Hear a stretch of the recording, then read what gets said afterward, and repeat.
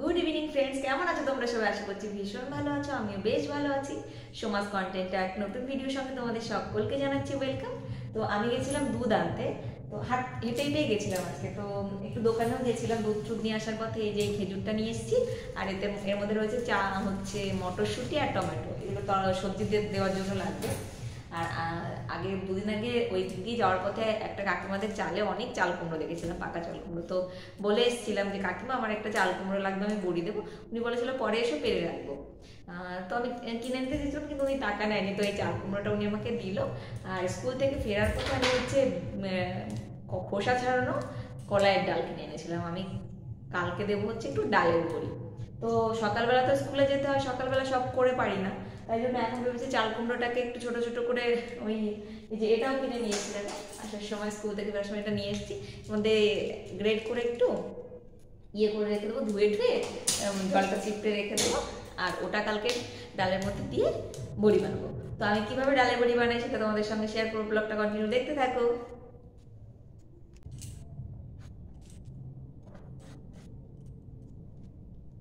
চাল কুমড়োটাকে প্রথমে খোসা ছাড়িয়ে নিলাম। খোসা ছাড়ানোর পর এগুলো পিস পিস করে কেটে নিয়েছি, একটু বড় করেই কেটে নিয়েছি। এবারে এইটা দিয়ে একটু কুচিয়ে নেবো। হ্যাঁ, তার আগে একটু জলে ধুয়ে নিয়েছি। এবারে আমি কেটে রাখা চাল কুমড়োগুলো গ্রেট করতে বসে গেছিলাম। তো অনেকটা চাল কুমড়ো গ্রেট করতে আমার অনেকটা সময় লাগবে। তো আস্তে আস্তে করে দেখো আমি এখানে করে নিয়েছি, আর বেশ খানিকটাই হয়ে গেছে। তো দেখো এরকমভাবেই করেছি, আর বাকিটাও আমি এভাবে করে নেব আস্তে আস্তে করে। চাল কুমড়োটা করতে করতে আমার হাতটা এত যন্ত্রণা করছিল, যাই হোক লাস্টে হলো। এবারে এই চাল কুমড়োটাকে একটা পরিষ্কার কাপড়ের মধ্যে নিয়ে জল দিয়ে ধুয়ে এটাকে আস্তে আস্তে চেপে নিতে হয়, একদম জলটা ছেড়ে যাওয়া পর্যন্ত। দেখো সকালবেলাতে উঠে গেছি আর রান্নাবান্নাও সেরে নিয়েছি। এদিকে আমার ডালটাও বাটা হয়ে গেছে। এবার ডালের সঙ্গে আমি একটু কালো জিরে আর ওই কালকের যে ইয়েটা করে রেখেছিলাম চাল কুমড়োটা, ওটা মিশিয়ে দেবো। কালো জিরেটা মিশিয়ে দিয়েছি। এবার এই যে চাল কুমড়োটা, এটাও মিশিয়ে দিলাম। এটা এবার অনেকক্ষণ ধরে ফাটাতে হবে, ফেটিয়ে তারপর বড়িগুলো দেবো। তো চলো ছাদে যাওয়া যাক। এই আমি চলে এসেছি ছাদে, আর সঙ্গে নিয়ে এসেছি আমার সমস্ত হাতিয়ারদের, যেগুলো আমার প্রয়োজন। মানে ডালের বড়ি দিতে যে নেটটা প্রয়োজন হয় সেটা আমার কাছে নেই, তাই জন্য আমি এই সাজিগুলোতে দেবো। আর সঙ্গে নিয়ে নিয়েছি এই কাপড়ের উপরে বাকিগুলো দিয়ে দেবো। এখন সুন্দর করে ফেটিয়ে নেবো। একবারে সমস্ত ডালটা ফাটানো হবে না, ওই জন্য আমি দুটো পাত্রে ভাগ করে নেবো। এটা ঠাকুরের কৃপায় আজকে রোদটা একটু তাড়াতাড়ি উঠেছে। কয়েকদিন ধরে প্রচুর কুয়াশা পড়েছিল। আমি ভাবছিলাম আজকের দিনটা কেমন হবে, তো কালকেই আমি রাতে জোগাড় করে রেখেছিলাম, ওই জন্য একটু টেনশন হচ্ছিল যে সকালটা কেমন হবে। তো ভগবান আমার সাথ দিয়েছে, এখন দেখা যাক বড়িগুলো কেমন দিতে পারি।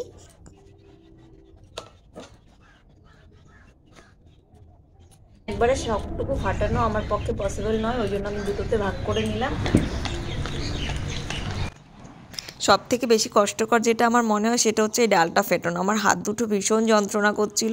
আমি একবারে তো এতটা পারছিলাম না, দুটোতে ভাগ করার পরেও আমার হাতে ভীষণ কষ্ট হচ্ছিল। তবুও বানানোর ইচ্ছা রয়েছে, তাই জন্য কষ্ট করে হলেও দিয়ে দিলাম। ফেটানো হয়ে গেছে, আর আস্তে আস্তে করে আমি চেষ্টা করছি বড়িগুলো দেওয়ার। আর আজকে বড়ি দেওয়ার সময় দুজন মানুষের কথা ভীষণ মনে পড়ছিল। আমি যখন মহিষাদলে থাকতাম, মানে হলদিয়া, তখন আমি ওইখানে যে বাড়িতে থাকতাম ওই কাকিমা ছিল, সন্ধ্যা কাকিমা, আর ছিল ওই বাড়ির দিদিরা, বড়দি ছোটদি। তো যখন বড়ি দিত ওনারা, আমি ওনাদের সঙ্গে দিতাম, আমাকে ওনারা ওখানকার মতো বড়ি দেওয়া শিখিয়েছিল। তো আজকে যখন একা একা দিচ্ছিলাম ওনাদের কথা ভীষণ মনে পড়ছিল। আস্তে আস্তে করে আমি বড়িগুলো দিচ্ছিলাম, আর আমাকে প্রায় 10 বারের বেশি নিচে যেতে হয়েছে। বাবু ঘুম থেকে উঠে চেঁচিয়েই যাচ্ছে, আমি বারবার যাচ্ছি, থামিয়ে আসছি, আবার ডাকছে, আবার যাচ্ছি, এরমভাবেই চলছিল। এবারে তো বাবু ওপরেই চলে এসছে আমাকে ডেকে নিয়ে যাওয়ার জন্য, ওর সঙ্গে নাকি এখন আমার নিচে গিয়ে খেলতে হবে। এমনিতেই আমি স্কুলে যাব তাড়াতাড়ি করছি, এদিকে এই কাজগুলো তাড়াতাড়ি করাও যায় না, এগুলো ধীরে ধীরেই করতে হয়। ধীরে ধীরে না করলে দেখতেও সুন্দর হয় না। আমি বুঝতে পারছিলাম না আজকে আমার বড়ি দেওয়াটা কমপ্লিট হবে কি না, আমি এটা বানাতে বসে ভুলই করলাম কি না। তো অবশেষে তবুও দেওয়া হলো।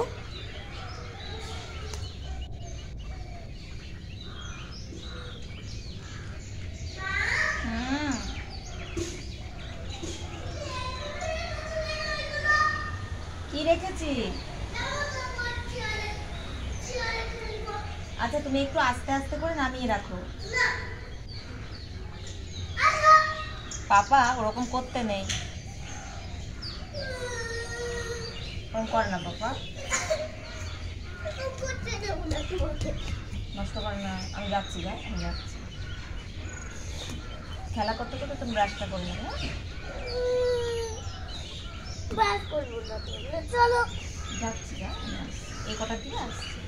না এই কথা দিয়ে তুমি তাহলে শেষ করে কই যাবে? শেষ করবো না, কেন শেষ করবো না। এই সাইডটা দিয়ে ভেঙে যাবে, ওটা ভেঙে যাবে।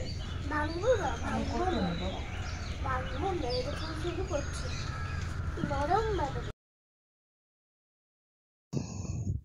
বড়ি দেওয়া প্রায় হয়ে এসেছে, তাই ভাবলাম একটু কাছের থেকে দেখা। এদিকে বাঁ হাত দিয়ে ফোনটা ধরেছি আর ডান হাতে বড়ি দিচ্ছি, ওই জন্য ফোনটা কাঁপছিল।